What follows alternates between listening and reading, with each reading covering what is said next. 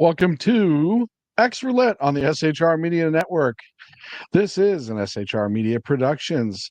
This afternoon, hopefully, Kris Paronto will be joining us. We're waiting for him to come in. As soon as he comes into the room, we'll throw him right into the mix. If you don't know who Kris Paronto is, you can go to his website, christianparonto.com. He was a Ranger. He was not only responded to the Benghazi attack, he lived through the Benghazi attack from beginning to end. He's an author. He's a founder of the 14th Hour Foundation. He's a co-founder of E3 Firearms Association. He's a host of a pro-military document. What doesn't Kris do? TV series called War Hero. He's the owner of Battleline Tactical Gear, and he's a co-owner of Tanto Vodka. So when Kris gets in, we'll go into more of his background as we wait patiently. Of course, joining me and the man who made this all possible, of course, Kris as well, but is Jersey Joe, the Reaver of Common Sense, who joins me right now. Joe, good afternoon. What's going on, Zach? John. How are you, sir? Wet. Very wet. Very wet. Yeah, you're right down there in the path. I guess we could talk about this for a minute. Hold on. This is an SHR Media Network special report. So, tell me, is it raining yet? Oh, it's raining cats and dogs. They're not being eaten. It's raining cats and dogs. For those who don't know, I am in the Tampa area, Florida. And why don't you go ahead and tell everybody about it while I handle something? All right. We got Hurricane Helena, I think it is, coming at us. It's down, I think, near Cuba right now, but we're already getting bands of some heavy rain, some pretty good wind. When I can look out my back door and I see mist, and it's got pretty good gusts going on out there. Biggest thing we're looking at so far from what I've been reading, if it keeps the current trajectory, is we will be getting about 9-foot storm surge. And that's... I'm waiting. Go ahead. No, go ahead. I'm listening. It's just a 9-foot storm surge. If it turns east, but I've been seeing predictions of a Category 4, Category 5, which would extend the hurricane eastward closer to us. Or if it takes a little bit turn to the east, it's on track for Tampa. Otherwise, well, man, hopefully everyone in harm's way. It's a big one too, they're saying. I just heard from Kris. He's trying to get into the app. He's it's giving him a hard time, and it happened the other day too, but we tried it yesterday, and we were able to pull it off. I'm in on the link too. Did you step in? No, it's the same link. I will I'm gonna send it again right now for good measure. So he is trying to get in, which I figured he would. Kris is awesome like that. I just hope that we can overcome this. That is the weirdest thing, because I'm in on that link also. You're in on the link. We tried the mobile yesterday. We verified it because I had an issue Monday with Kevin. So I don't know what the answer is. I actually went back and forth a little bit with the provider, OneStream, and just to verify that we're doing everything right. And we did. And obviously, like I said, you're here. We've used this a few times. Yeah. And hopefully Kris is able to get in. It sucks, I'll tell you, as a host, it sucks when your guests can't just click and go. And I know this is a newer technology. It is, right? Yeah, I've seen it and I've used it before, just a click and go. Yep. And it's funny because back in the day when I was hosting Sackheads and we were just getting to bring somebody on video. Yeah, to bring somebody on video when we first started out, man, that was like moving a mountain. The amount of things you had to do. And I remember spending hours with guests. Like, I'm like, you can just do the phone thing. They're like, no, I'll do the video thing. Talk me through it. And I'm like, cool. You have to download this. You have to download that. You have to download this. You have to do this. If you go over here and go to this setting, and I actually had a script because I had to do it so many times to help people get in, because it was right when it was Skype. We were using Skype at the time. You'd Skype into other people's stuff, and the technology just wasn't there. And now we're way past Skype. Everyone has their own RTMP and video and stuff like that, and it's just, oh no, you just click the link and stroll in, which is incredible when it works. When it's not working, well, here we are. So I'm hopefully. Oh, was that ding you? I sent you a message. Oh, okay. Okay. Let me do that, actually. I forgot we have the audio choice. Yes.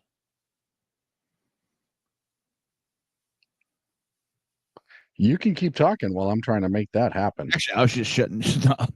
When I'm doing all my shows, I usually have some music in the background that nobody else can hear, but I can hear. It kind of helps keep my thought going. If anybody hears dogs barking, I apologize. I think my wife just got home and the dogs are happy. The little shits they are. I don't know.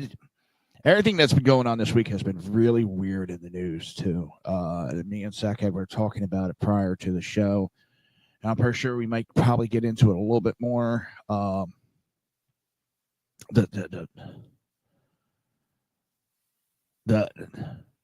country, the way it's going right now, it's in a bad way. Yeah, and we got to figure out how to heal this. But as I said on my show, I don't know. I don't know if we're too far gone, that we're not going to be able to heal between the two factions. I don't know. Like, I understand what you're saying. Oh, no, I just remembered I forgot to activate the chat. I hear what you're saying. I don't think. Oh, Kris said he's in because he's a boss like that. So we'll just give him a minute. All right.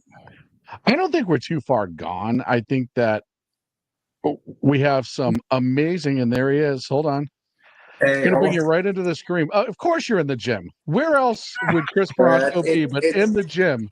Yeah, it's my house. Yeah. I hate this when I can't get my dang earbud in because I'm deaf. Dude, I'm deaf. I'm the same way. I have one of my ear canals is oddly smaller than the other one, and I actually have to use two different size buffers in order to make it happen. I heard that. I'm going to put my old man glasses on because I'm old now. Preach to the choir. There you go. Right there. Let's see here. I'm here. I know I may take them out because I can hear y'all. I just so Ladies much and easier. gentlemen, Tanto. How you doing, guys? Good. Good, buddy. I'm done. I can't mess with those. They won't connect. Damn technology.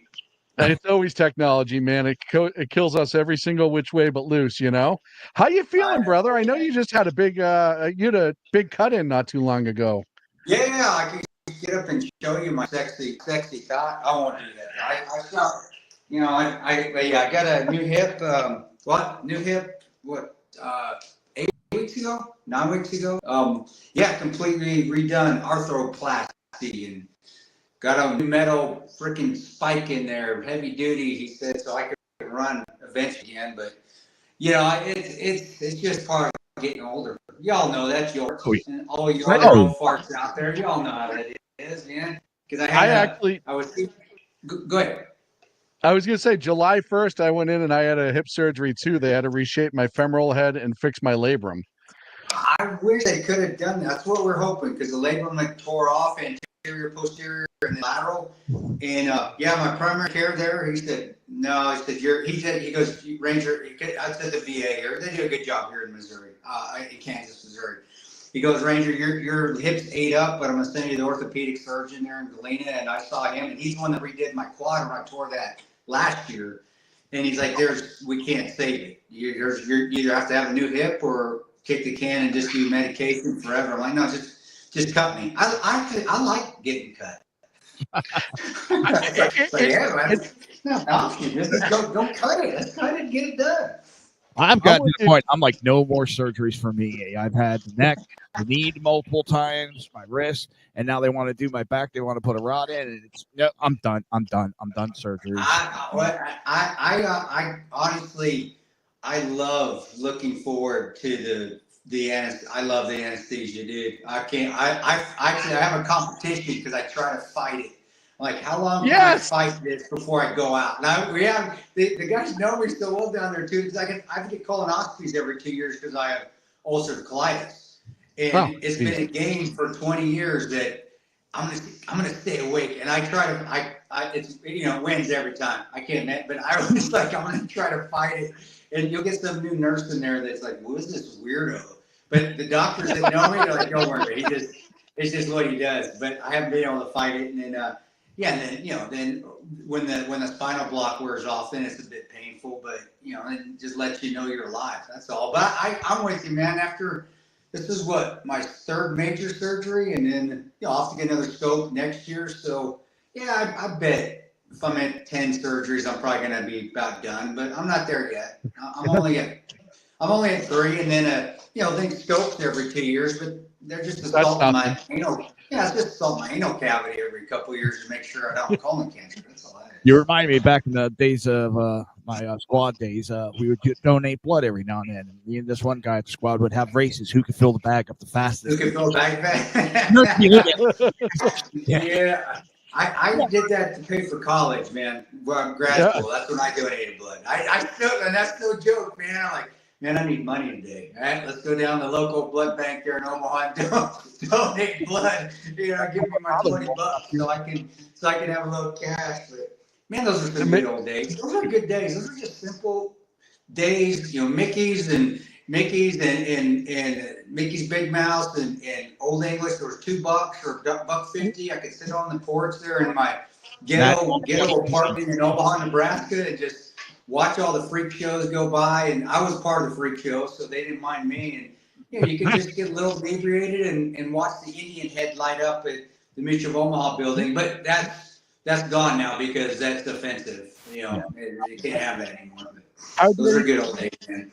You remember the old Mad Dog 2020 days? Oh my God! No, that I can't, man. No, that's when you really wanted to. Yeah, that's when you wanted to create some crime. That's when you drink the Mad Dog, man. That's $2 for a big, 750 liter. You're like, oh yeah. Yeah, you got Mad Dog because you didn't have anywhere to sleep and you wanted to end up in jail. That's pretty much, yeah. I remember drinking it. I had my college days. That's what we drank, and it just, but yeah, and it didn't come up well the next. That was no. That was terrible. Oh man, but yeah, I did have my. That was when you wanted to get drunk and cheap, and then you wanted to either get into some violence, some gratuitous violence. So drink some Mad Dog. That's pretty much what that was. Well, and it's funny because I remember when we were in Vegas with you, Kris, you're like, "Hey guys, you guys want to go out?" I was like, "Yeah, of course." I'm at the time 10 years ago now, I think it was. We were much younger. I can't do that anymore, dude. No, and we went out one night, and I'm usually the last one to leave with the group. I'm an old Irish kid from Boston. I can drink everyone under the table. And Clint's a lightweight. Clint was, I have a drink, and then I have water and a soda and a drink. And, and Kris and I were not messing around because who knows when you're going to wake up the next day, right?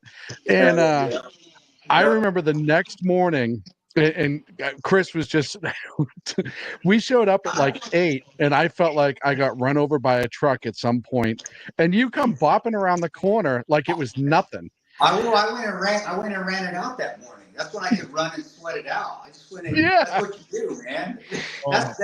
That's Ranger Regiment. You get a party, you go sweat it out. But I was faking it too. Don't think that it was all for real. It was like, oh crap, I feel like shit today. All right. Well, and I don't know if you remember, but that was the morning Lieutenant Colonel Alan West came by and jumped on the air when we were on in Philadelphia. And of course, like, I'm hungover, I'm beat, you're there. We still had like 2 more days after that. Kris stayed the whole time with us, which was amazing. He was just the coolest guy. But I was beat, and I see Alan West coming over, and I was like, and you and I had just talked on the air the day before how you were trying to meet him, and you heard he was there. And he just walked up and grabbed a mic, which is great when you're doing the interview. But I'm like, man, of all days that I have Tanto, I have Lieutenant Colonel Alan West, who is at the time a congressman, right? And I am so hungover, I just wanted to crawl under the table and go back to sleep for a few hours. That's the beauty of him and me, is that we won't shut up. So you didn't have to say anything. We just keep talking. I like Colonel West is a good dude. There are a lot of officers and politicians that I can't stand. In fact, 99% of them I can't stand. I don't care what side of the aisle you're on. But Colonel West was always with us. He was always good to us from the beginning. You know, just being a good dude when nobody knew what the hell 13 hours. I mean, I didn't last long, but you know, just a genuinely good dude. And I always liked Colonel West. I still like Colonel West. And I love that he can rock the kid and play haircut. Isn't that amazing? Who I can wish do that, man? I sure as hell can't. We're talking with Tanto. Oh man. By the way, we're talking about alcohol. And I want to go through your history, and we didn't, you know us, we don't ever do a normal interview. It's not regular for us. But Tanto vodka, and I just looked at my liquor shelf, and I still don't have a bottle, and I'm mad at myself because out of all the things that I followed with you, I didn't realize you had started that. Yeah. It's been going on. Well, we've been working on it. Myself and my Ranger buddy, Ben Morgan, he was 1st Ranger Battalion. So that's what I love doing it. Is I get to do it. He's like my best friend, man. We grew up together. We went to different rival high schools, so we hated each other in high school. But then we got to know each other. And, you know, he went to the Rangers first, and then that's how the recruiter pimped me. It's like, hey, this guy from Fruita Monument, he went to the Rangers. Don't be a puss. You're from, so you got to go to okay. But then we were at 19 Special Forces together too later. And, you know, he's extremely close. We're very close. Our families are close. But we started it. He presented it to me 5 years ago with another distillery. And it just, they made a great, but I'll tell you one thing, and you guys talking about alcohol, you know this, it doesn't matter what it tastes like. It's the marketing that really does. It's the marketing and the distribution and who gets behind it that pushes it. If not, then Smirnoff would be out of business because that's garbage. But garbage, absolutely, because it's everywhere. But right. But we got into it, brother. Long story short, and trying to make it shorter, and didn't work out with the first distillery. And then Ben in Colorado Springs, he was right next to another distillery called Black Hat, and he's like, "Hey, let's try it with these guys." This was last year, and we were going to just shelve it. You know, it was cool. It was cool that, but we never expected to make millions, nothing like that. And he went down there, and it just has kind of worked out. So really, you've only seen it probably this last 6 months because it's been on the shelf primarily for 4.5 years because we just business-wise, you got to be smart business-wise. We just didn't want to keep throwing money down a hole. And now it's starting to come to fruition. But because of the distillery we're with, which is awesome, Black Hat Distillery, you know, Ben is amazing. He's brilliant. He is the vodka. I'm just the ugly face. He's the business side of it. He knows his shit. And but yeah, now we're in Texas everywhere. All the stores, we're in spec stores, dang near every one of them. You know, of course, we're in Kansas, where I live, at Total Wine, which is Total Wine's the biggest one here in Kansas. And then we got distribution in Colorado Springs because that's where Ben's at. And then Florida. I mean, to be quite honest, we got California, Texas, and Florida. I'd like to have all the other states, but those 3 states are pretty much countries in themselves. So, yeah. Granted, California is not the country I would like to be in. Texas and Florida, I would. But you know, it's been awesome that it's starting to pick up steam, and I get to do it with my best friend and my Ranger buddy, which really is the reason I keep doing it, is because we do it together, and I can trust him, and we've been together since high school. We've been hanging out, and he's a Ranger. He's from he's a battalion, and us Bat Boys, we really do look out for each other, you know. Which is fantastic. We do. We eat our own every once in a while if it's necessary, but not as much as the SEALs. Not as much as the. And I love my SEAL buddies, but man, those guys will eat each other up. They do. They tear each other up. Well, and And the same is I think with most military branches, same with public safety, law enforcement, firefighter. My background, law enforcement. Joe's firefighter.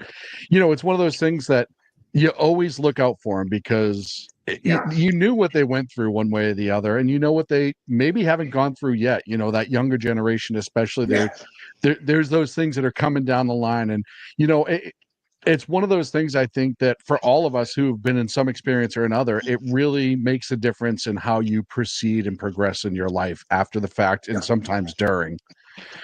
Oh yeah, and it's a sense of accountability. That's why I say that with a tongue in cheek with the SEALs eat their own, but that's not a bad thing. They're accountable. They hold their guys accountable, just like Rangers hold theirs accountable, just like law enforcement departments. If they're not, they should, and the ones I know they do. But it's the individual departments. You won't see a Ranger going and getting into SEAL or Marine or law enforcement's business department. They each have to hold their own accountable. They also have their own right and left limits.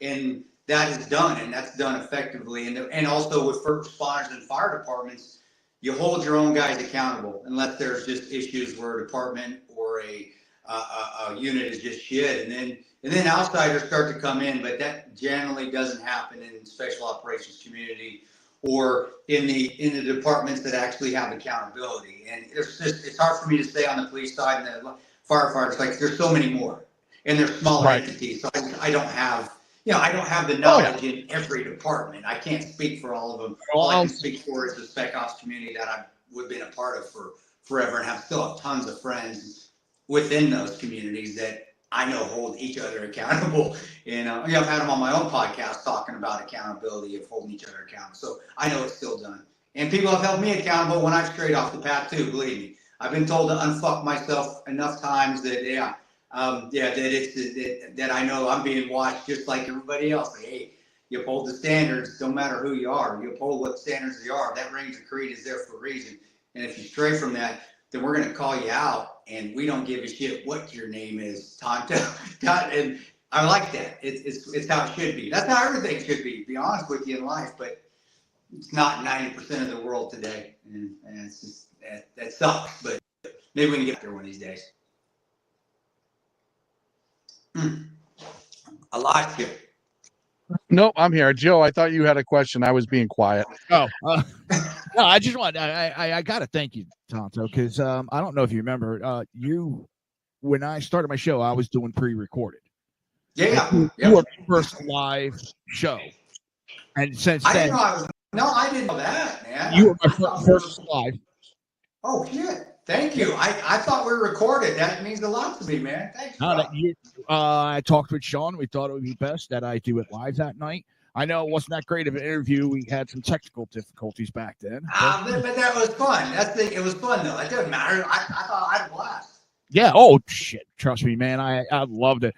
It was something that I've never experienced before, and it was really fun to do. But I never got a chance to thank you for that. It's my honor. You don't need to thank me for anything.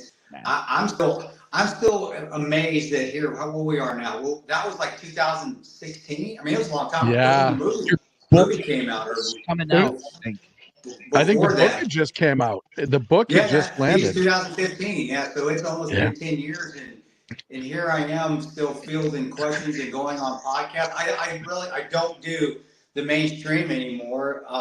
The left. Specific, I don't do them. And like I said, they've stopped that. They're gonna have it on anyway. Jake Packer used to, and I got along with him okay over there, but he kind of went off the rails in my opinion too. And it's just so state-run media over there on that side that I'll be quite honest. Even they asked me, I wouldn't do it. But I don't even do Fox that much. I don't do Fox or Newsmax anymore. Not that I have anything against the people over there. I'm friends with a few of them still. It's just.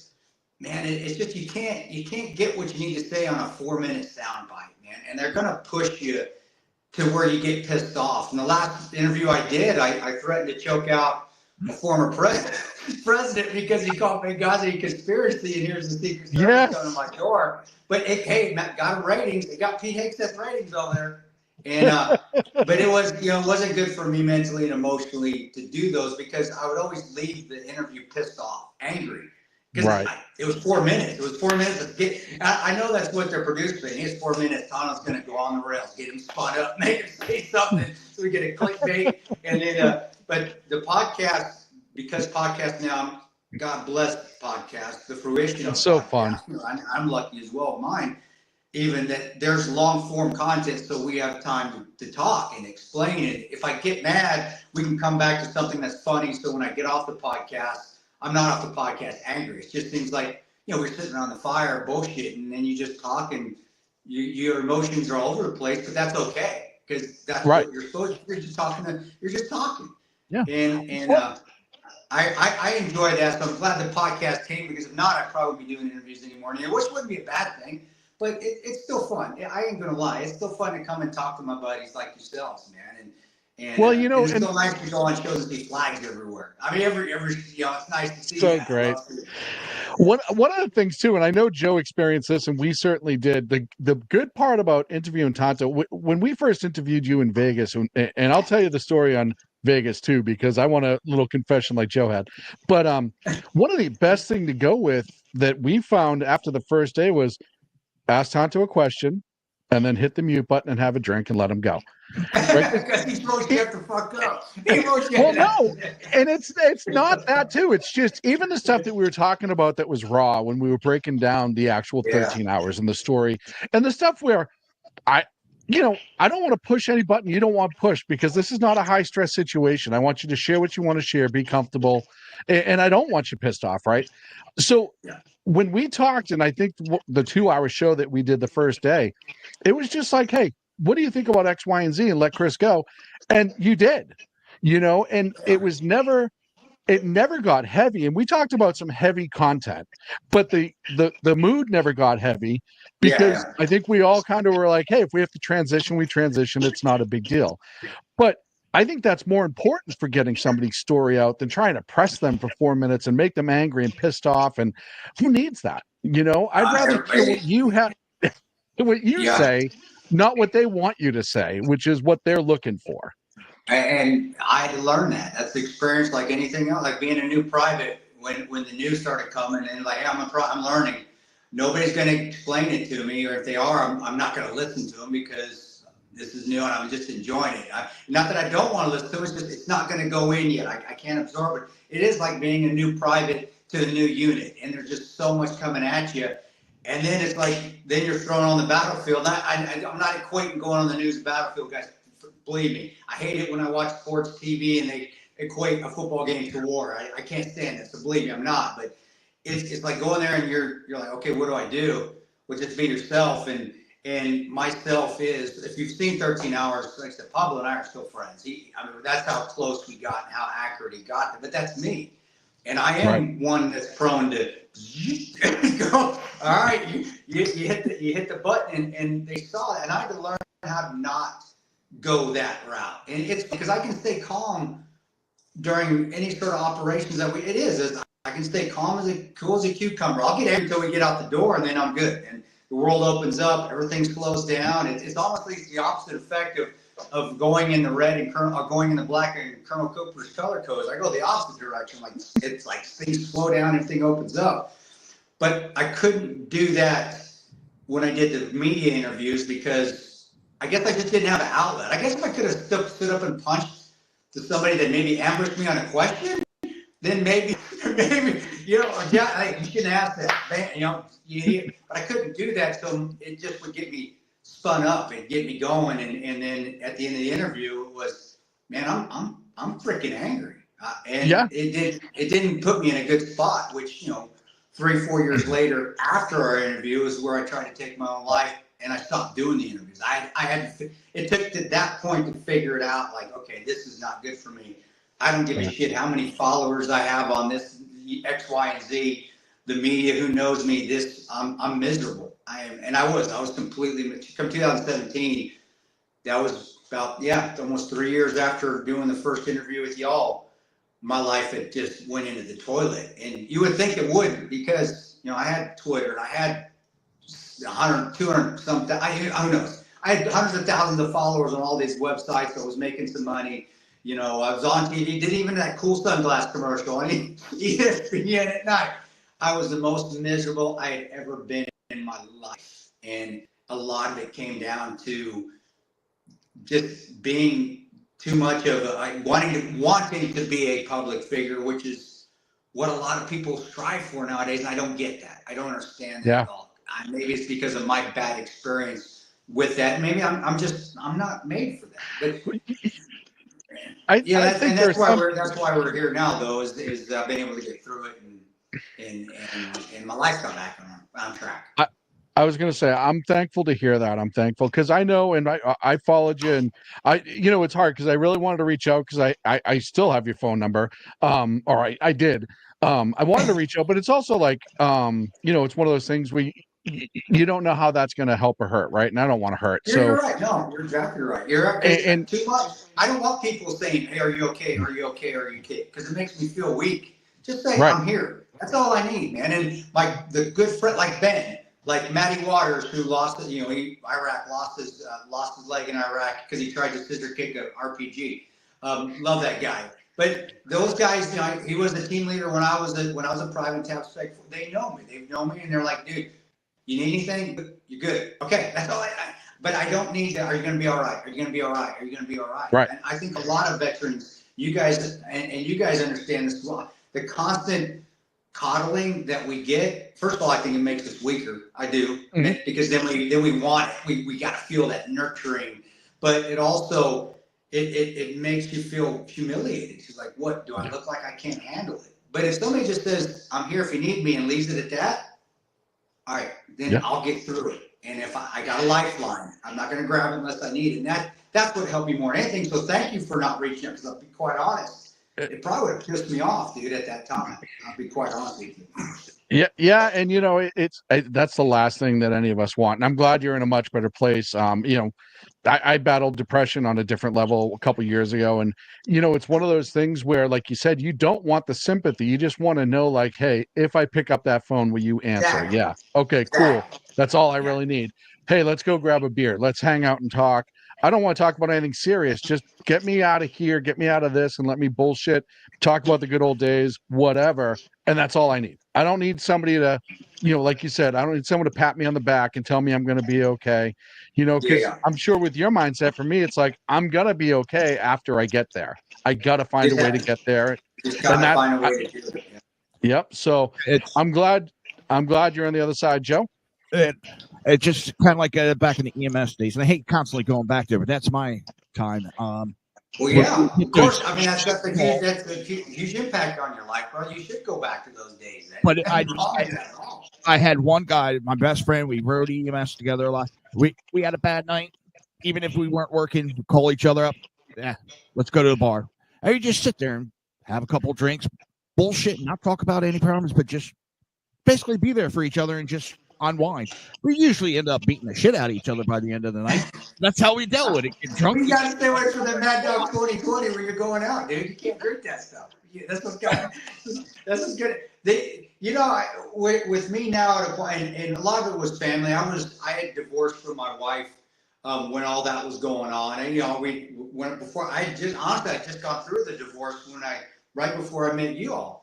And it was one of those things too where I thought I could do it on my own, and I needed my family around. And it took me 3-4 years, took me a lot of prayer, and finally took in God kicking me in my ass and my legs out from under me and said, "Hey, you proud son of a bitch, you can't do this on your own." And for me to actually answer that, say, you're right. I think a lot of veterans can't do that, or a lot of first responders, those that have seen trauma, and they don't even have to be a veteran or first responder, just traumatic events. They can't just step back and get knocked down and then say, you know what, I need to fix something here. And luckily for me, after about getting knocked down for the 4th or 5th time over those span of those 3-4 years, so when I finally, what, God, you got to guide me. And we reconciled. Actually, I got back with my wife, got back with the kids, and we have been married since we remarried and have been back together since my attempt to try to take my own life with the Glock 19, man. So we need those lifelines. And I guess what I'm getting at it, but when it comes right down to it, it's up to the individual. And I tell it to people, it's got to be up to the individual. You can do all you want, But if he or she is not willing to fix their own selves and to get themselves right, I don't care how much you give them positively, it's not going to happen. And I was getting a lot of positives towards me, but it was finally up to me to, again, like I got the tough love for my buddy Ben Morgan that does a ton of vodka with me. I still remember him saying, it was the week before, after I told him what's going on and how my life was going, and he was seeing it because he was still around me quite often because we were teaching tactics for my company, Battleline Tactical. He runs it with me. When he said you need to unfuck yourself is what really the light bulb kicked on. It took that comment, not the, hey man, I'm going to be here for you. It was, dude, you're fucked up. You need to get your shit together. You need to, and he said just that, you need to unfuck yourself. And that's what actually jogged me on the right path. And then getting on my knees. I mean, literally, not figuratively, literally getting on my knees and praying and saying, God, I don't know what to do. I need your help. I need you to carry me. I can't get through this on my own without you. And something, it's just amazing how that works. Life just turned around slowly, but it started to veer, and now I'm back. Now it's back 110%. And if it wasn't, I wouldn't be doing an interview with you guys, because that's when I shut everything down. I stopped doing interviews and I shut all my social media down. Well, I got kicked off of Twitter. So that wasn't shut down. I got Jack just had to boot me off. And I had a couple 100,000 followers. I was rocking on that thing, and he's like, "No, you're too much of an asshole. And we got to kick you off." And I got booted. But luckily, they let me back off for a little bit. We'll see how long this lasts, though. I've already been suspended once. So at least we have Elon now, so hopefully it's a little bit better. But yeah, I mean, I'm glad to hear you well. If I was going to put my money on anyone to turn around, it was the guy who was trying to fight the holy war in a pair of shorts. So, it's real quick, Sean. One thing I want to throw in there, you're not the only one that had to take a break. I mean, both me and Sean, we stepped away for several years. My health kind of took a crap, and we're just now getting back into it, like within the last month or so. We're getting back into it and starting to, getting that feel for it and wanting to do this. But we both had to take a break because the stress of constantly dealing with this shit. You're right. A while. It's tough. I realized how tough it is to host a podcast. There are times where I talked to Vincent Speranza, who was a Battle of the Bulge survivor. He passed away, but we're the last guys to interview him, and I'll be honest, coming out of there, I was like, man, I'm kind of spent. I was tired. It's like, that was a hell of a story. Talking to the last Vietnam veteran, we had Rob's a buddy, and Rob, having Rob on and coming in, him and I even shooting the shit, but then remembering some stories from Iraq. You don't realize being an interviewer how much sometimes it'll jog a memory that you have, some trauma, or even something emotional, fun, bad, good. And I do come out of some of those interviews that we do, and we don't do long ones, maybe 1 hour, 2 hours, and especially those that with veterans that have either been Vietnam veterans. Speranza was awesome, Battle of the Bulge, I love, or the the GWAT vets, or coming out from a police officer who went through a bad shoot. We've had I wish I remember his name. He was a bad shoot in Miami, not a bad shoot. He had to take somebody's life, but coming out of there, I was like, man, I don't feel good. I don't feel You're good. exhausted. So I believe me, guys. I get it. So I'm glad you guys have, you realized that though when you took a break, because that's the first step, is realizing that, hey man, we need to step away for a little bit. Because I'm sure I'm glad you did. Being proud is almost sometimes the worst enemy in the world, right? Because you keep grinding so much longer than you really want to. You have that just because you feel that dedication to the people that you're doing it with and for, and it's hard to put yourself first when you're trying to make sure that the team's taken care of. Because I know I felt an obligation to, and all the guys that I do it with were public safety, law enforcement. We had some military guys, with my background, I felt that obligation, and it just ran me into the ground. But here we are. We're all in a much better place now, and we're all doing well. You have a vodka that I need to try, and I'm glad it's in California, so I know it's on my shopping list this week. Being in California, I know I can go out and find it somewhere. What else is Kris Paronto up to, the man they call Tanto? Besides being my son's waiting for me. He gets home from school. Then I let him kick my ass at Smash Brothers for a little bit. So he's waiting on me, man. But just really, father, I've been able to be a father ever. To be quite honest with you. So that's priority first. And I enjoy it. I love being just home now. I still do some speaking. I work with a speaking bureau called Kepler Speakers Bureau out of DC, big speakers bureau, but they've always taken really good care of me. But, back in the 2015 time when I was doing 60, 70 events a year, I don't. There's just no way mentally I can do that. So I'll do, 9 or 10 a year, and they're fun. They do help.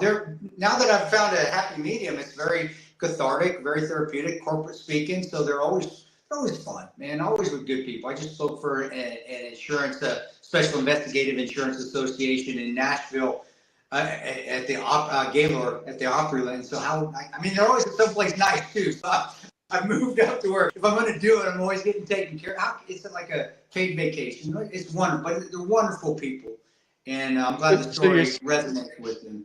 Definitely. So you're saying you got bougie? A little bit, yeah. I do.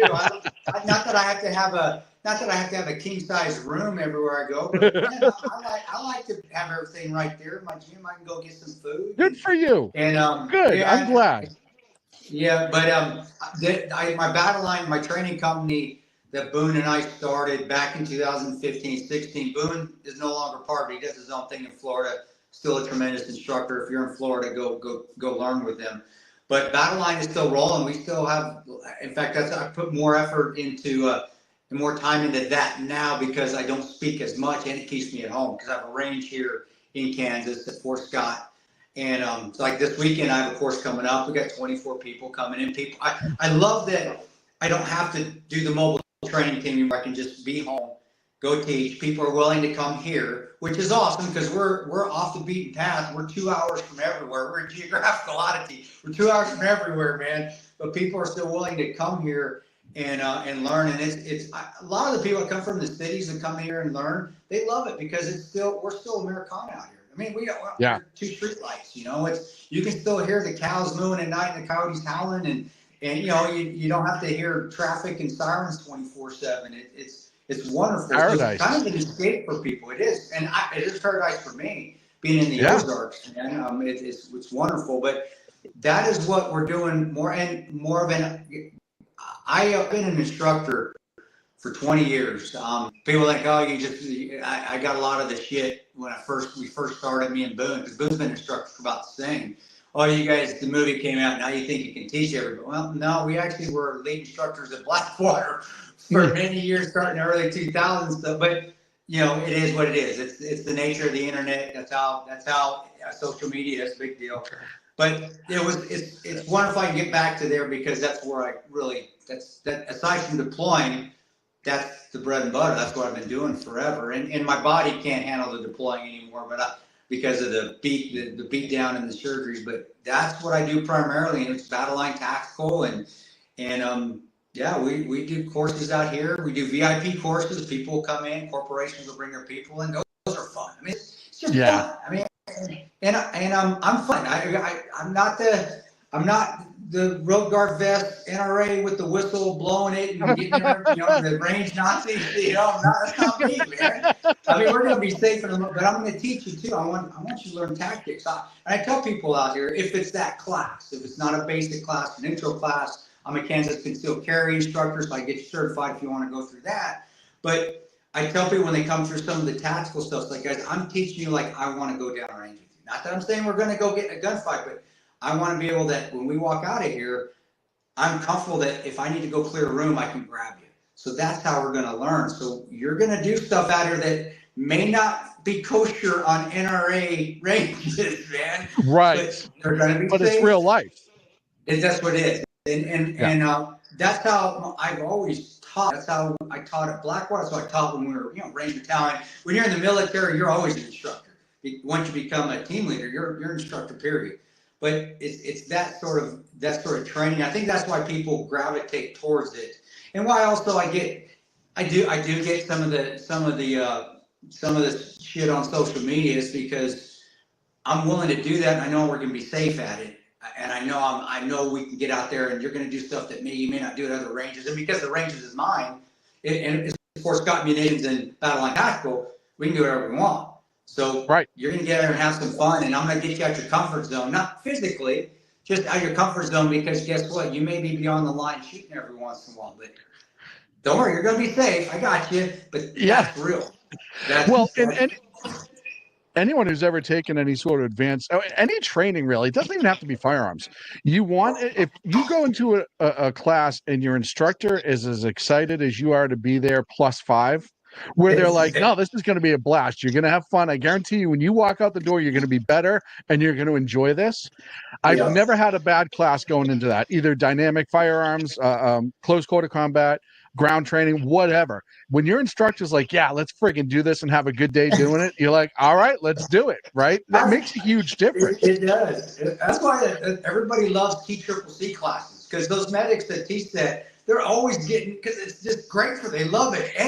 And you are getting out of your comfort zone, not physically. I mean, there are some where you can get your breath up, and we can add stuff to it where you can get some endurance. But I would watch, because I can't teach. I'm not going to ever teach TCCC. I'm not an EMT, EMTP, help me out. What's the EMTB or EMTA? I don't know if A's around. I know it's B, intermediate, and then paramedic. Paramedic. So EMTP. But I will have people that come in and teach it, and I would honestly, and even at Blackwater, we had tons of them. I would stand and watch them to teach, just to learn how to be a better firearms and tactical instructor, because of the excitement they brought to it, because of the fun and the joke. And then I've always had that personality anyway. Like I said, if you watch 13 hours, that's fucking me. That is me. That's how I am. And meeting you is so much more over the top than the movie is. It's incredible. And it's really funny, because I told this story on Twitter not too long ago. I don't even know if you saw it or not, but I kind of recounted when we were in Vegas together, because we spent 3.5 days together, and before I tell you this story, when we when we emailed you for that interview, we had no idea what we were doing or inviting you to, because we'd never done a remote before. So we kind of bullshitted our whole way there. We bullshitted our way into that convention. We just walked the walk and talked the talk. So when Joe got us your contact, and I said, you know what, we're going. I'm going to invite Tanto and see what he says, like just on a whim. And then when we got the email back where you're like, yeah, we'll be there. We'll bring some. I was like, cool. And I remember my Clint at the time and I kind of looked at each other. We're like, oh shit, now what, right? Now we got to actually make this happen, right? We have a goal. We got to actually follow through. But one of the things that I thought was amazing about you is you talk to anybody, which, you did it with a smile every single time, because you had all these people coming up asking you about what happened in Benghazi, asking you your story. And that time it was real busy. I mean, it was more so than it is now. But right. But we had a line at one point, and we were going. It was the third day, and I'll remember this. I told this story, and I'll tell this story a million times, because it's who I think you are. You had a line all day for 3 days in a row, and near the end of the last day we were there was this older woman who had waited to see you, and she had to be, late side of 70s, and she started asking you questions, and you said to her, "Do you want to sit down?"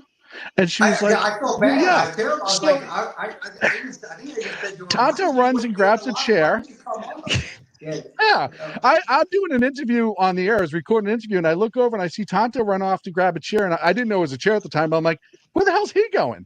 Because you were hot stepping, and then a couple more minutes later, because we had the little cooler with water and drinks behind you go, "Do you want a drink, ma'am?" She was like, "Yeah, I'd like." And up he goes, and I remember saying afterwards, I'm like, that's who that dude is. And that's who the dude we've spent the last 3 days with. You were like that with everybody, no matter what you've been through and the struggles. And especially at that time, like you said, you were dealing with some real shit behind the scenes at that time. Yeah.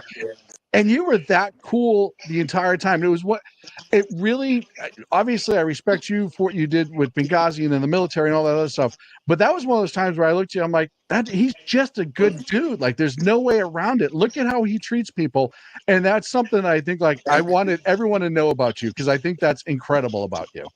That's just good parenting, bud. That's all that is. That's just being raised by a good, my mom's Mexican, and she was a straight up disciplinarian Mexican woman, Latina, and my dad's from West Texas, and old school West Texas. It's sir, man, sir, yes, ma'am. Hold the door open, be chivalrous, and respect your elders. So I appreciate that. I wish I could take credit for that being on my own. That's just habitual training right there from my parents.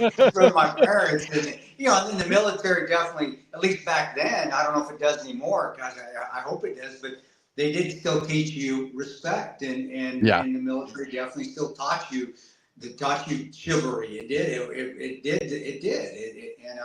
I remember that. I did. I felt like crap. Like, holy crap, this lady's been here forever, and that's continued on. People. So when I do book signings or when I do those talks, those corporate talks, I'm not. They're like, "Are you going to hang around?" I'm like, "Well, yeah, I'm here for y'all. I mean, you guys are paying me to be here. First of all, I can't believe I'm still getting paid to be here to do this, but I'm here for y'all, man." And he's like, "Well, 90% of them like, that's just odd because most speakers just want to get out of here."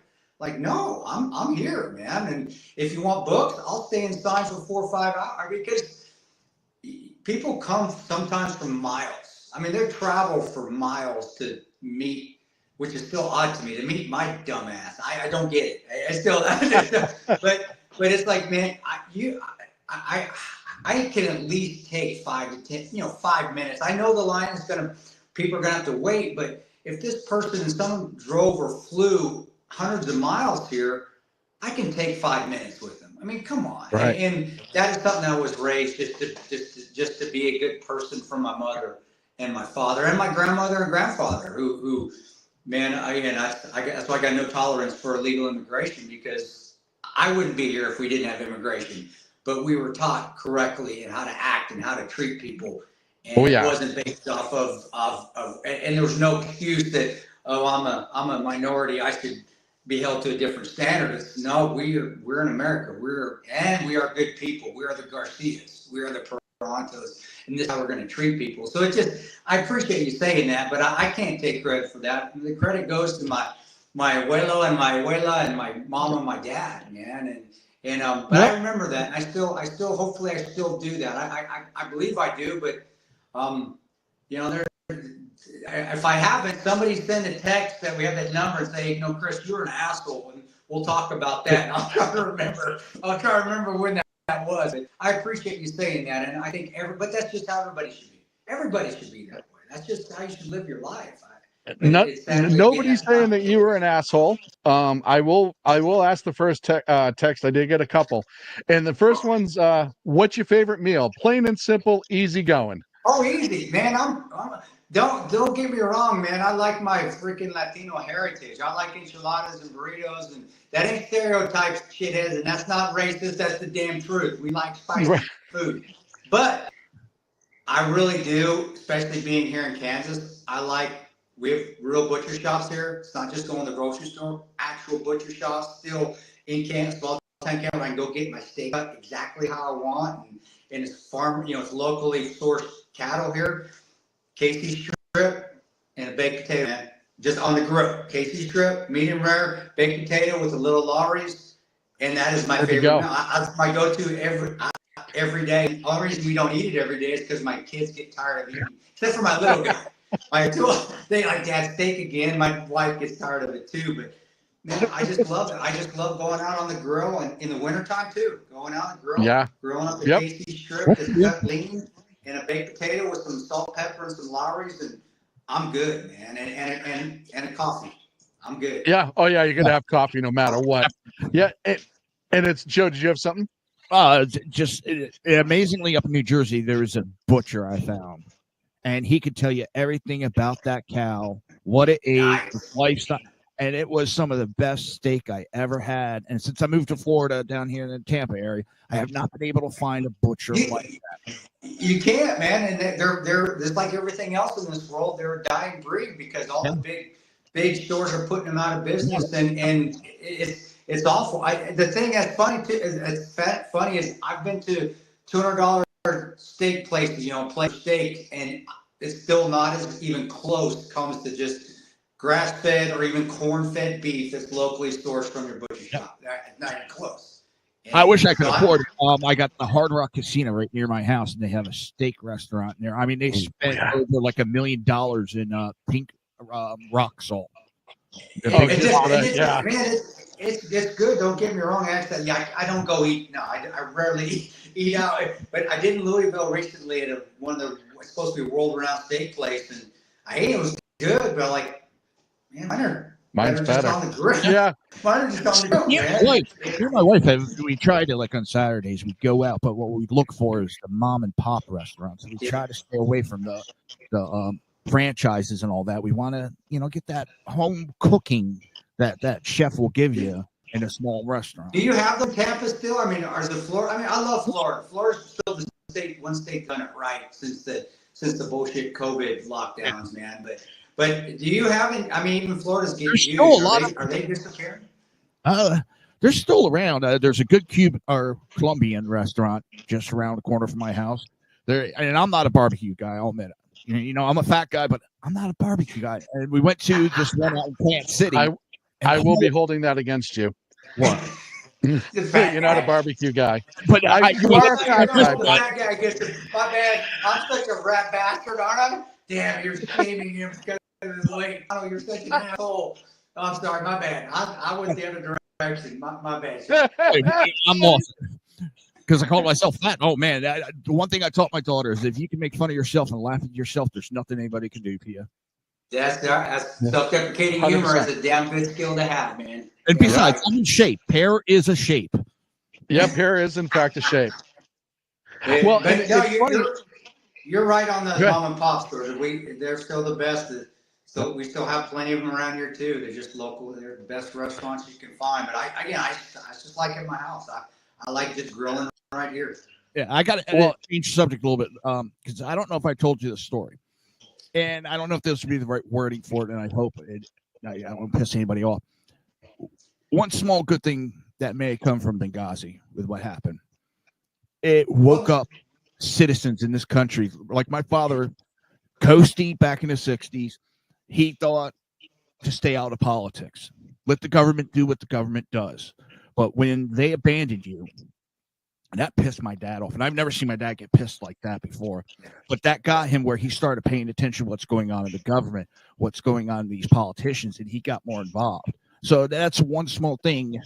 I hope you understand. I think it's a Pandora's box, kind of. I mean, that is the positive side of I don't know, Pandora's box is negative regardless. But that's the positive side. The negative side of it, and this is what I've seen over the years, just watching, it didn't hold any politician accountable. Held nobody accountable. Right. So the problem and this is where Benghazi, people say, if you could do it all over again, would you talk? There's a part of me that was like, no. And the reason, not because I didn't want to get the truth out, not because it wasn't egregious what they did. It was murder. I mean, they should have been tried for homicide or manslaughter, at least. Obama, Hillary, Patrick Kennedy, Valerie Jarrett, all of them. Charlene Lamb, James Sullivan, there's another one who lied, and he's in the. But what it did, and we're seeing this now, is that politicians can go lie. They can lie to us on the TV. You just saw the debate. They can go lie to newsmakers on TV, and nothing happens to them.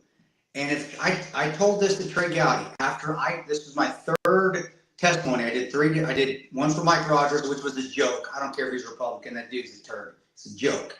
And then we did another one that was closed door, that was smaller, like with Elijah Cummings and Trey, that was smaller. I think it was like the pre-Benghazi Select Committee before Trey started. Then we did the big one with Trey, and which was him. It was him, Adam Schiff, Elijah Cummings, Duckworth.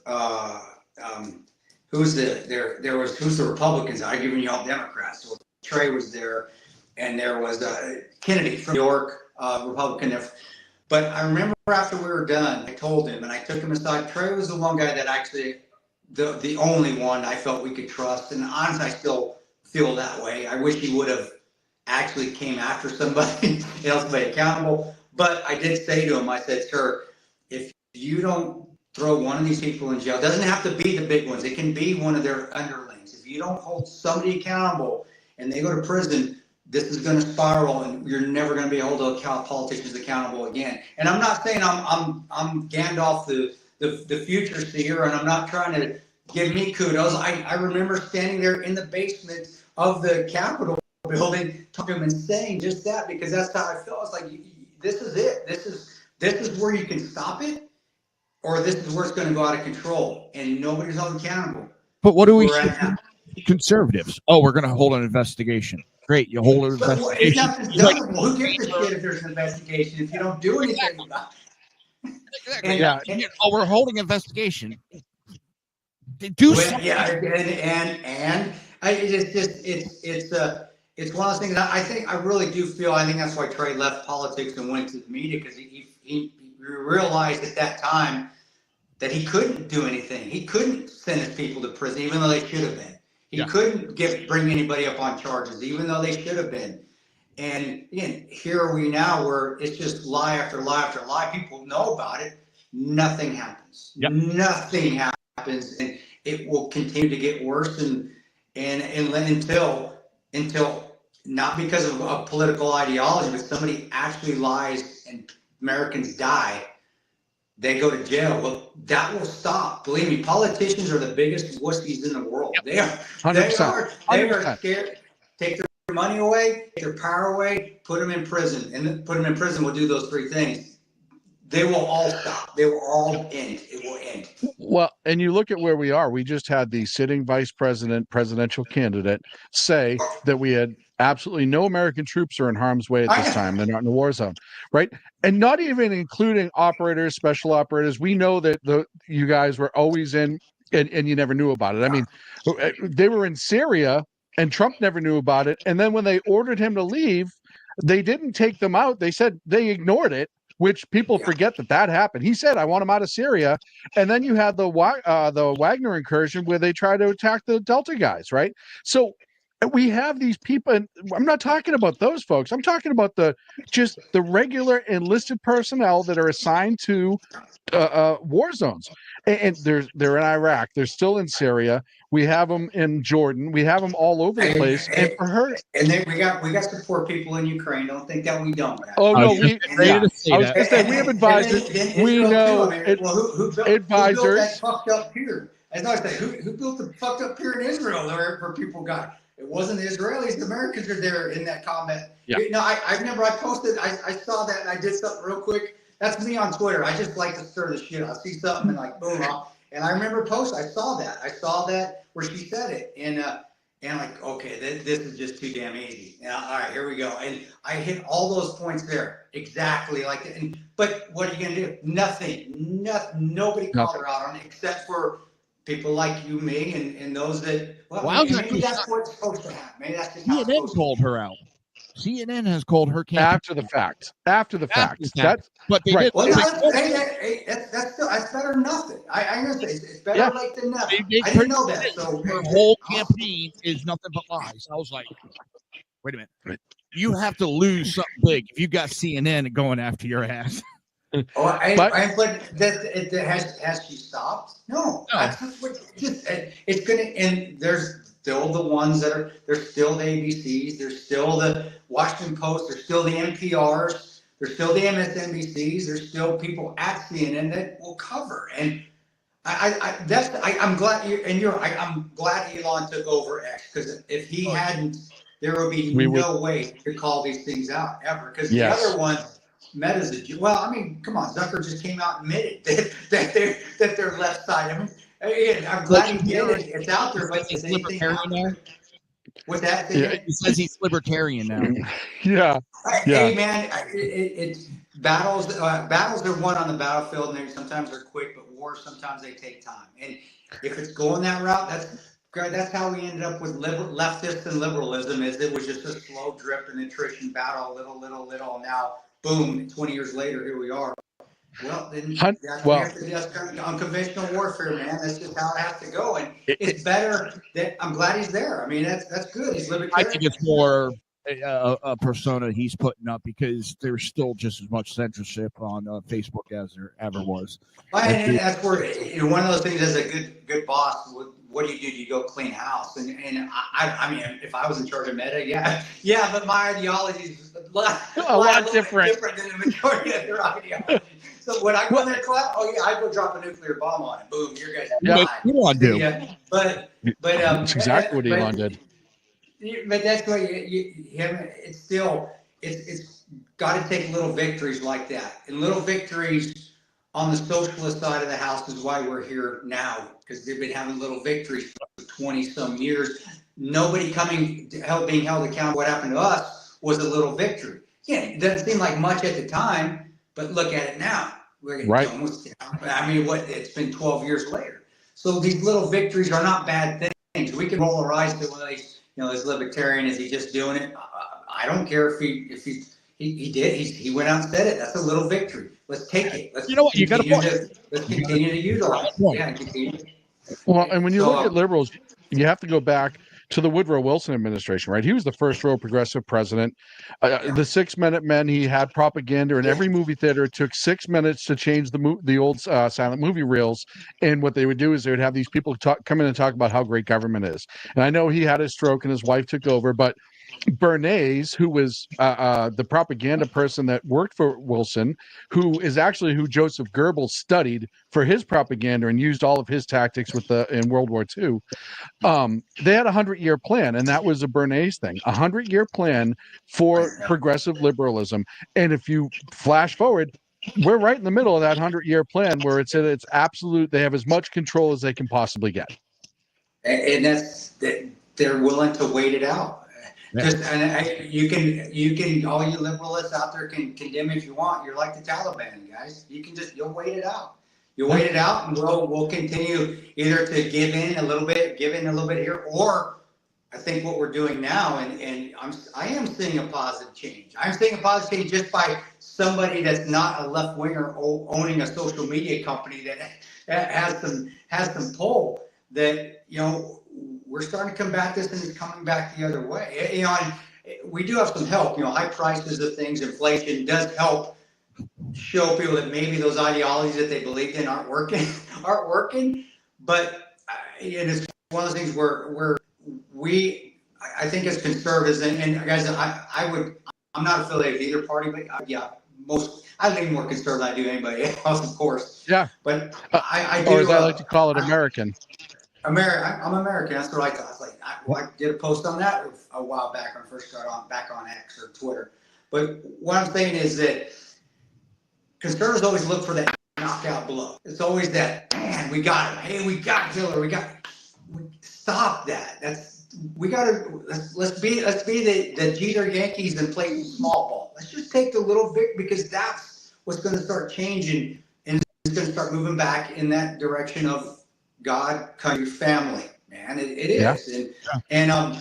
And that's, again, another thing positive with Benghazi. It got people off the bench to get back in it.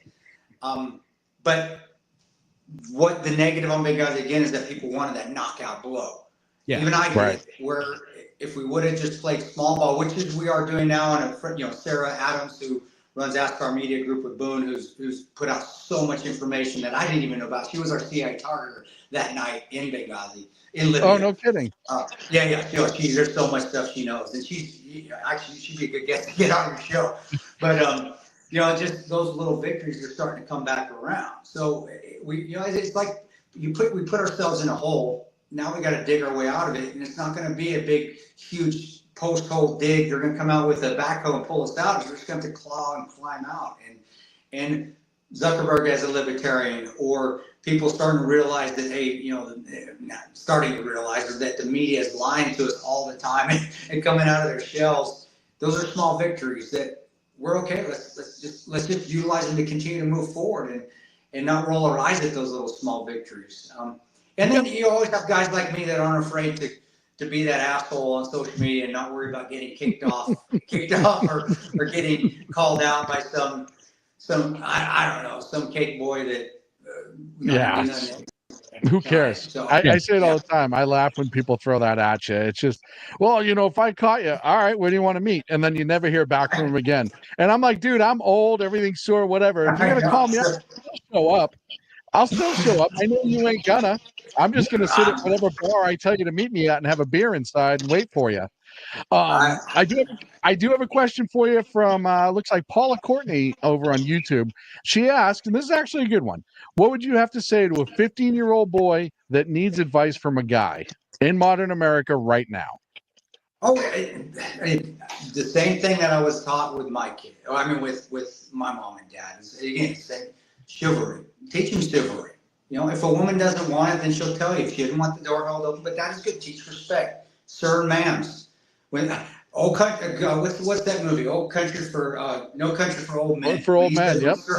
When sir and ma'am go, the rest are sure to follow. Yeah. Sir and ma'am, keep saying it. Say it. You know, have that respect for your mom and dad.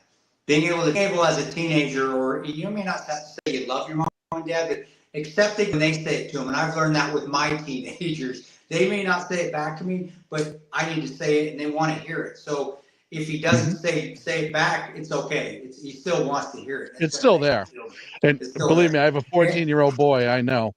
I know exactly how it is. And that helps him be a good young man. It doesn't create weakness or anything. Love's why we fought. Love's why I kept going over there. Love's why I kept working and deploying. It's because I love the guys I was working with. So love doesn't make men weak. It makes them extremely strong. And that's what John 15:13 is. That's what that verse behind me is. So, you know, teaching God, the Bible, have faith. He doesn't, I get it. I hate going to church. I hated going to church when I was a kid. I didn't want to, but bring God in his life and he will find it. That's one thing I always do. Don't force faith in God on your teenager. Have them there, but they've got to find it in their own way. It's got to be in their path. I had to find it on my path, and I had to make mistakes along the way. But God is extremely important in a young man's life. And then if the father, if she didn't say, but if she's married and the father's there, then the father's got to have that important, be around, be a father, be there with their child, and be there when they need something, and ask if they want to go play catch, even though probably not going to tell you, he's probably going to tell you no, but ask, and be that father of the 70s and 80s that we grew up with, that would, go out and play catch with them. Or like my son here, that's 9, he wants to spend time playing DS, and I suck at DS. I can't play DS, but I'm spending time with my son, and it's okay to be a man. It's okay to stand up for yourself every once in a while. Be humble, be kind, but don't mistake that kindness for weakness. If you need to stand up for yourself, then stand up for yourself. I'm not saying go get in a fight. I'm not saying, and believe me, weapons, keep away from those things. You don't need to be in any of those things unless you're going out with your father like my son does, and we go out and shoot together. It's an activity that we do together. But do be strong, but also be strong enough that you can walk away. And I've walked away from more fights than I've ever been in, and right. That's just because this is something like this is stupid. I don't need to fight right now. Getting punched in the face hurts. Yeah, so let's move away. Every time it hurts. Every time it never not hurts. I don't care what anyone says. Getting punched in the face never not hurts. And then always be, if he's got brothers and sisters, you protect each other. I always tell my kids that. You look out for each other. When you're in school, you watch it. You have each other's back. And they were, again, I get it, Mom. Every one of my kids rolls their eyes. My daughters, I know, Dad. I know. Now you watch over your little brother. My daughters are bad. She'll whoop somebody's butt. But I get it. She's hearing it. I may not be getting the response that I'm looking for, but I know she's hearing it. And obviously, when I'm not watching, she's the greatest sister. When she thinks I'm not watching, she's taking care of them. And my oldest son did the same for her. But it was never when I was watching. It was always when I'm not watching. So family, how important family and protecting each other is, and standing up for each other. And that's important. It's funny. You brought up the father of the 80s, and I always wondered when I was a kid why my father dragged me everywhere with him. And you'd be in these places you never wanted to be. His friends would be there or whatever. Or, he'd be working on somebody's car, and I couldn't help because I wasn't allowed. There was 4 other guys. I was just the gopher, right?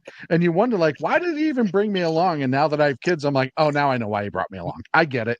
I totally get it. Because we wanted to, same with my dad. He wanted me just to be and he around. Never admitted it. Yeah, and that was that generation. They were going to get it. And this we do, and I do say that. I want you around. And the reason I say it is because my dad passed 2 years ago, and I do wish my dad would have said it. I knew what he was saying, but I wish he would have said it a few times where he didn't, where now I'm like, well, I'm going to tell you. And it makes, I also like saying it because it makes my kids uncomfortable when I do. It's a win-win because I want you around. Yeah, like, oh, Dad, come on, you're weird, Dad. No, but as the boy, and just let him grow. And athletics or any sort of thing, athletics still does shape you. I really, at least in high school, I played college football. I played high school football all the way through college. So I paid for college, and athletics definitely. Even with all the crap going on where your college kids get paid and you can transfer and all this, at least in the high school ranks, it still definitely gives you accountability. It gives you toughness, mental toughness. And if it's not that, then something, the band, the chess club, anything, just something where it's a team environment so you can be around other people and associate with them and learn how to succeed and fail together. And I wish more kids would still do that. At least around here they are. I mean, I don't know if they are back east or in Florida. I'm sure they are. I mean, shit. Still some of the best high school teams in the nation are in Florida. Yeah, I was gonna say. But my daughter was never really into all that. The only club she went to was D&D. Was what? Oh, D&D? Yeah, that's. No, I mean I grew up playing D&D too. I mean that's the same thing to me. That's like chess. You're together. And that's as a 15-year-old, just whatever he likes to do, encourage that. And that's what we've been telling our kids, and that's been doctrine, in my opinion, forever. Whatever they encourage it. And I had a coming to Jesus with my 16-year-old boy when I was gone all the time, and that was uncomfortable. And I don't know if she's going to have that because I was deployed for the majority of his life. So we really had to get to know each other again. But that was humbling to me. So my son brought something that really hurt me. He said, Dad, here, I'll give you the story. It was a quick story. My younger boy was around a lot. So he got treated, I'll be honest, he was, I wasn't as hard-nosed, and I wasn't deploying when he was born. I wasn't gone all the time. So I was nice. I know was a nicer dad. So when my 16-year-old saw that, I remember we were at Olive Garden eating, and he says to me, he goes, Dad, you're never as mean to, and I'm not going to tell you his name, my son's name, my wife will kick my butt. You're never as mean to Peanut as you were to me. And that hurt because he was right. I mean, he was spot on right. And be willing to have those conversations. And if your son says something to you that hurts you, cuts you to the bone, don't switch it. Don't push it aside. Take a step back and do your AR. So at a point he did. And we are close as hell now, but it was because of that conversation I realized I had to fix some of the things that I was doing and be a better father to him, and a different kind of father to him than I was to my younger boy, because he sees a different person than my youngster did, and my daughter. It was a humbling experience for me, but it changed my life to be a better father because he called me out. I always with my daughter for long as I can remember. We'd go in the bedroom, sit on the bed, and it was a free zone. As long as it wasn't what she said, it was how she said it.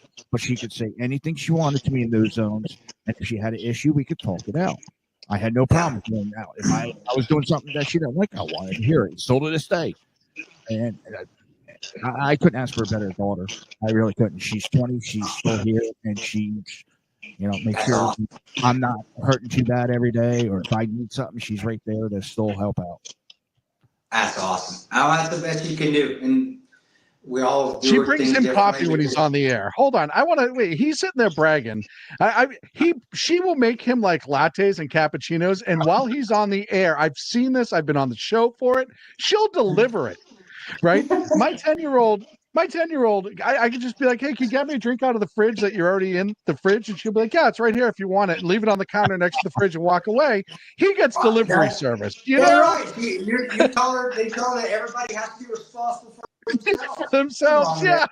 Oh, my wife looked at me and go, your legs aren't broken. Yeah. Fortunately, I don't have that second opinion in the house. I do have another question from Facebook. It just says user doesn't have a name. I apologize. Hey, Tanto, what's your opinion of the overall health of the military right now? Terrible. No, it's terrible. I mean, of course, the attrition, it's small. It's we're not getting the numbers, and kids don't want to go in something easy. I didn't join to be easy. In fact, I asked the recruiter when I was 3 different recruiters. They were all there together. There were 4, but I'm not counting Air Force recruiter. I'm kidding, Air Force. But there was a Marine, Navy, and Army, and they, I didn't expect to get called out today. I know. I love my, and believe me, PJs and combat control are some of the baddest dudes out there. I work them. I love them. But I remember asking the recruiter, the Army recruiter, especially because I was looking at a Ranger contract. It was a RIP contract at the time. Now it's Section 40, a RAS contract. And I said, "Is it hard? Is it tough?" He goes, "Yeah." I go, "Do people quit?" He goes, "Yeah." I go, "Okay, I want to do that." And I don't think we have that anymore, where people think you might quit. They're looking to be pushed, and we're not pushing them. I mean, look at basic training; they can't even do the knife hand to them anymore. The shark attack. I mean, they were still throwing us around the 90s. I needed it. I'm glad they did. It made me get through a lot of shit for real that I had saw downrange later. But it's that, man, can I do it? Can I handle this? And I think that the softening and the dumbing it down is made it worse. Now, when I say dumb, I don't mean dumb as smart. I think the kids are smarter, if not smarter than when we went in. Yeah, right. I'm a head full of rocks. But yeah, the challenge isn't there. And that's why we join. We join to be challenged. We join to be pushed. Mm-hmm. We don't join because we paid $10 million to the Rock to try to get people in the Army. That's not where is going to get people into the Army. It's the stupidest money you've ever spent. Army, that's saying a lot, especially under Millie. But I'm telling you, the kids want to be put. Just like myself, I wanted to know if I could do it. Can I do this? I may not make it. Let's go then. My mom was pissed off because I just got my bachelor's degree, and here I am enlisting in the Army. So I was the biggest pendejo in the house, man. She goes, "Pendejo, you don't know what you're doing." But that's what made me join, and that's what made everybody at that time that I was with wanted to join. They joined. It wasn't just some was the college money, but a lot of that was like the cherry on top. It's like, man, I get to do this. Shoot, I'm pushed, and I get college money, or I get my loans repaid. Which all kids out there, you can get your loans repaid. We've had a loan repayment program forever for a long time. It's been around since the 80s. You just have to go join the military. So I don't want to hear anything about any more loan repayments. But that is why the military is what state we're in is the sheer numbers, and they're not challenging them emotionally, mentally, physically like they did. I'm not those guys' words. Oh, it's harder back. It's always harder back in the day. I do believe that. The guys in World War I were harder in World War II. World War II were harder in Korea. Korea was harder in Vietnam. Vietnam was harder than us. Yeah, it is. But it's not because the people are. It's because the bureaucrats get in there and they start to make it easier on us on the training. It gets easier. You can do less to that individual, and that's where we're in the state. I was told in boot camp for the Army now, they're giving cards, and if the instructor's being too hard on them, they can pull the card. The stress cards, that's kind of been a wives' tale since the 90s. I never saw a stress card, and they said they had some at Fort Jackson. I do know that they don't get in their face. They said they don't do the shark attack. That's not allowed anymore. The knife hands are not allowed anymore. You can't put your hands on. Well, I'm talking about someone that went through not too long ago. You're probably right. At Fort, they did experiment with that at Fort Jackson in the 90s, but that was the only place that they tried it.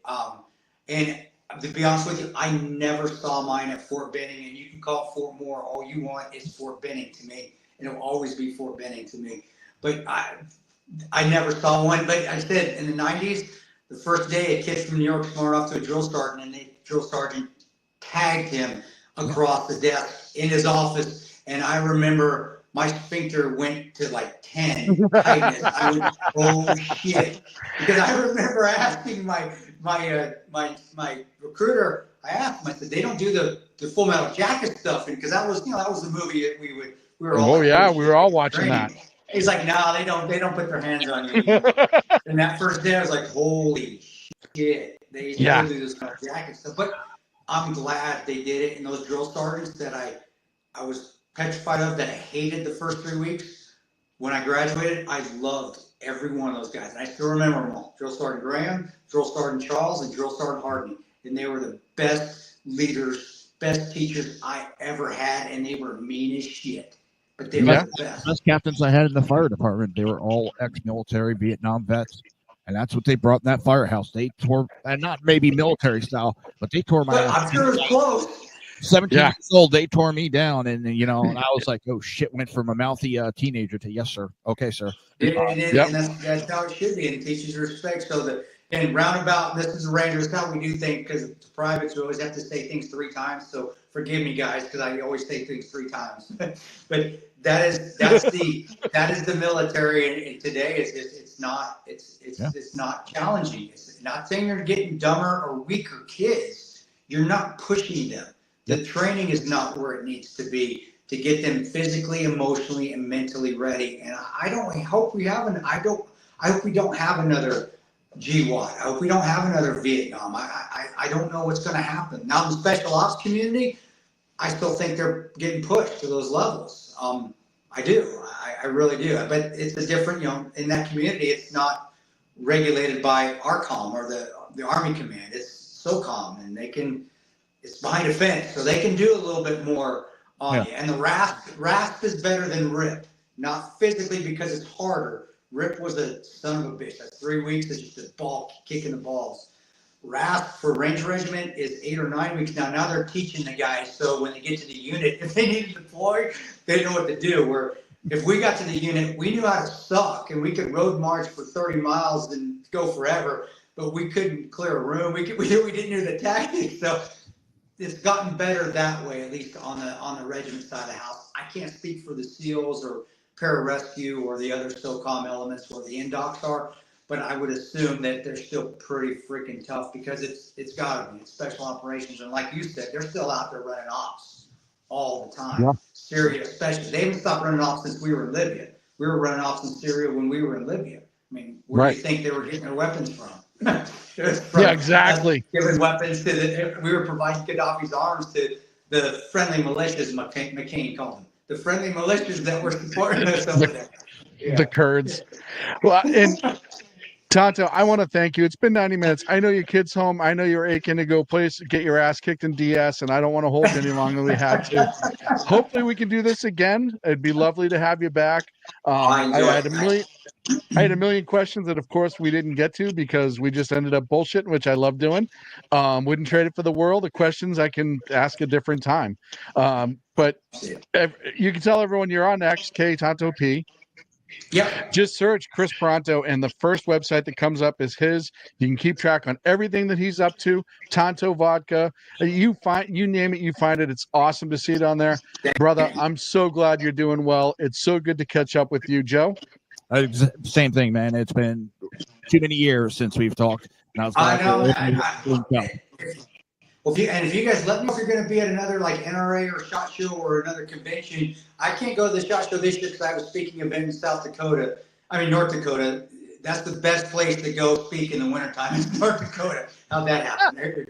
Who's holding the cards up there? But I'll be up there. But we'll be at the NRA convention. And I'm still working with Force Scottians and Maxim Defense Industries and Spike Tacticals, the same people I was with when I saw you guys back in 2015. So if you are, let me know so I can come sit down and we can do another fun one, just a sit down one.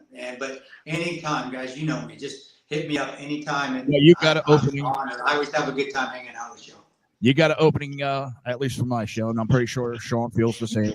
Yeah, I think we'll be all right. This is called a X-Roulette, where we normally just roll through Twitter and talk about whatever pops up. So anytime you want to do it, you just give us a holler. You got it. You got it, guys. So thank you, man. And yeah, he's spoken his head over the side. Yeah. He's like this. Going, Oh, when you said he was home, I set the kid timer in my head. I knew it was only a matter of time. Go be dad. all right, Ladies and buddy. gentlemen, I see you Tanto, guys. thank Thanks, you guys. so much. We'll I talk to you appreciate later. it. Thanks, guys. See you, Tom. Joe, thank you for being here. As always, it was a blast. Tanto is just awesome. Seriously, we didn't get to any of the questions I asked. I was lucky to get to a couple of the questions in chat and text, so we'll do that again another time. But Jersey Joe, as always, sir, it is a pleasure. Thank you. And food. And you're on Friday night again at 9 on the East Coast, 6 Pacific. On also, I will say this week. I'm not going to guarantee I'm going to be on. We got a major storm coming in, and that's right. So he might be joining the Accidental Navy here very shortly. So down in Florida, we wish all you guys the best of luck. We know that storm's coming in. Hopefully everyone stays safe. Obviously, Joe, I'll talk to you through all of it and make sure that you're all right. But to everybody else in the storm's way, we wish you well, and we may have coverage if needed right here in SHR Media. Jersey Joe, Reaver Common Sense, thank you, sir. You can catch me Friday. What time am I on? Oh, yeah, Friday, 12 on the Pacific, 3 on the East Coast, on the Edge of Liberty. And thank you so much for joining us on X-Roulette right here on the SHR Media Network. Have a good night, folks.